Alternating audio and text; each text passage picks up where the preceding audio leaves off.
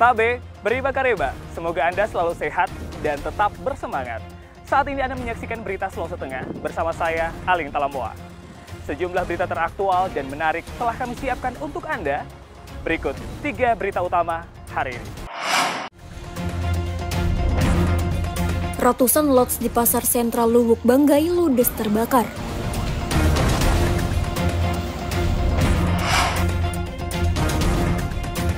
BKKBN Sulawesi Tengah berupaya menekan angka stunting melalui program genting.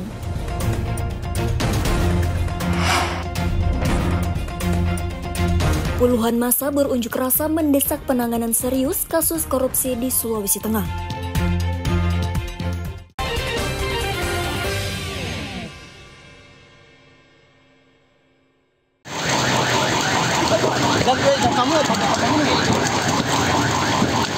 Kebakaran hebat melanda Pasar Sentral Luwuk, Kabupaten Banggai Minggu pagi.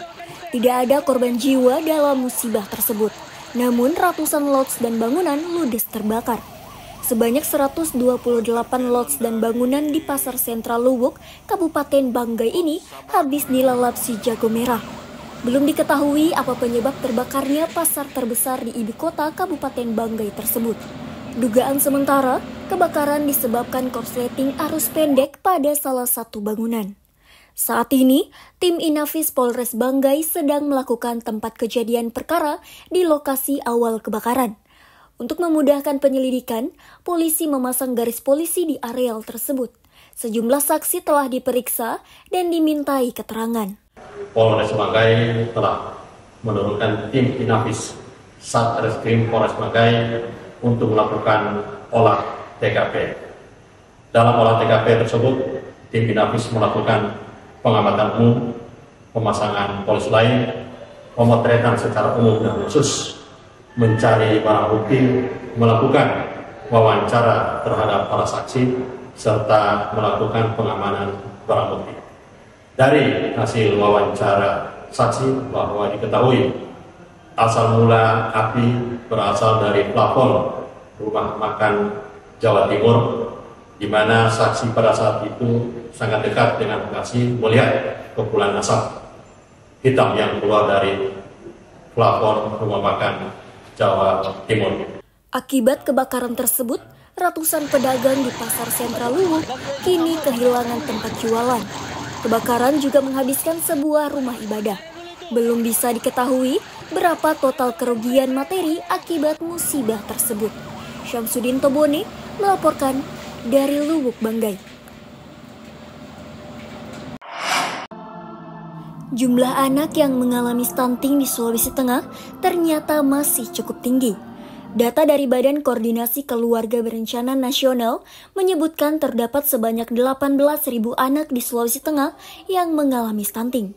Kondisi tersebut membuat pemerintah Provinsi Sulawesi Tengah kini gencar melakukan upaya penurunan angka stunting. Salah satunya melalui program Gerakan Orang Tua Asuh Cegah Stunting atau dikenal dengan sebutan genting. Evaluasi salah satu penyebab stunting itu karena kan belum terkoneksinya semua penanganan stunting di semua sektor. Jadi harapan Pak Menteri stunting ini betul-betul ditangani oleh semua pihak dan kita fokus pada pencegahan di mana anak yang keluarga yang berikut stunting cepat ditangani secara cepat. Jadi jangan nanti sudah terpapar baru kita tangani. Sehingga diharapkan program ini untuk mencegah stunting diharapkan semua terlibat dunia usaha untuk menjadi bapak asuh stunting, orang tua stunting. Jadi keluarga yang belum terpapar keluarga berisiko stunting untuk ditangani secara cepat atau dari hulu untuk mencegah jangan sampai anak lahir anak stunting. Mungkin intinya dari itu. Jadi kita melibatkan juga dunia usaha untuk menjadi orang tua asuh stunting. Kalau dulu kita punya bapak asuh stunting itu terkonek dengan TPPS. Sekarang ada terobosan khusus kita mencoba untuk pencegahan. Untuk melakukan pencegahan stunting tersebut, BKKBN Sulteng selain membuat laporan pengendali terhadap program genting, juga bekerja sama dengan pihak terkait, termasuk dukungan orang tua untuk mencegah stunting sejak dini. Zalika Syalsabila melaporkan dari Palu. Upaya sosialisasi tentang mitigasi bencana terus dilakukan oleh pemerintah terkait. utamanya di wilayah rawan bencana alam seperti Kota Palu. Salah satunya melalui sosialisasi penggunaan aplikasi evakuasi bencana alam. Kegiatan yang dilakukan Badan Nasional Penanggulangan Bencana melalui program Indonesia Disaster Resilience Initiative Project ini bertujuan mensosialisasikan piloting pemanfaatan inovasi teknologi. Dengan menggunakan augmented reality alias AR yang tersemat dalam aplikasi, masyarakat bisa mengetahui jalur evakuasi hanya dengan menggunakan ponsel. Masyarakat diajak untuk mengunduh aplikasi menggunakan kode batang yang telah disediakan. Setelah proses aktivasi, masyarakat bisa menggunakan aplikasi mitigasi bencana tersebut sebagai acuan mengetahui jalur-jalur evakuasi bencana.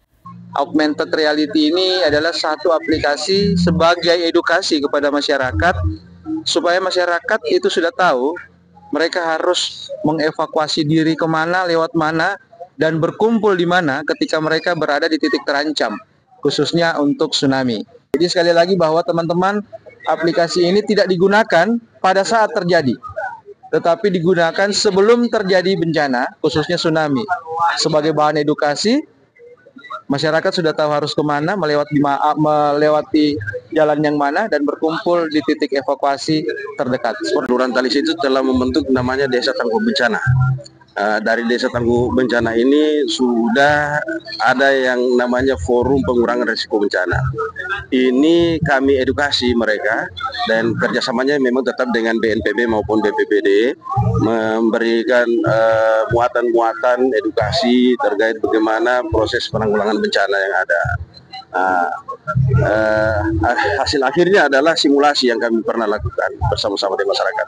Jadi masyarakat pesisir ini paling paham bagaimana mengevakuasi diri ketika terjadi bencana. Yang ada itu kelompok nelayan, kelompok tambak garam, itu sudah kami edukasi terkait penanggulangan bencana itu sendiri. Dengan mengaktifkan sinyal GPS di ponsel, melalui aplikasi terlihat titik terakhir berada dan arahan-arahan melalui jalur mana untuk melakukan evakuasi diri, baik ketika bencana alam gempa bumi maupun tsunami. Sosialisasi yang dilakukan di Kelurahan Talise pada Sabtu pagi menyasar masyarakat pesisir dan nelayan. Sangat bagus deh dan sangat membantu pengetahuan yang untuk kami yang tidak tahu apa-apa tentang itu. Kalau saya belum pernah ikut sih, belum pernah dengar. Kalau saya. Program ini dilakukan di sejumlah wilayah rawan bencana. Kota Palu terpilih karena pada tahun 2018 silam pernah terjadi bencana alam gempa bumi, tsunami, dan likuifaksi. Sosialisasi sudah dilakukan di Kelurahan Pantoloan dan Talise. Program ini akan dilanjutkan hingga tahun 2025 di Kelurahan Silae, Lere, Besusu Barat, dan Mamboro Barat. Syahrul Cahya melaporkan dari Palu. Jadi sekali lagi untuk teman-teman semuanya yang sudah download aplikasinya.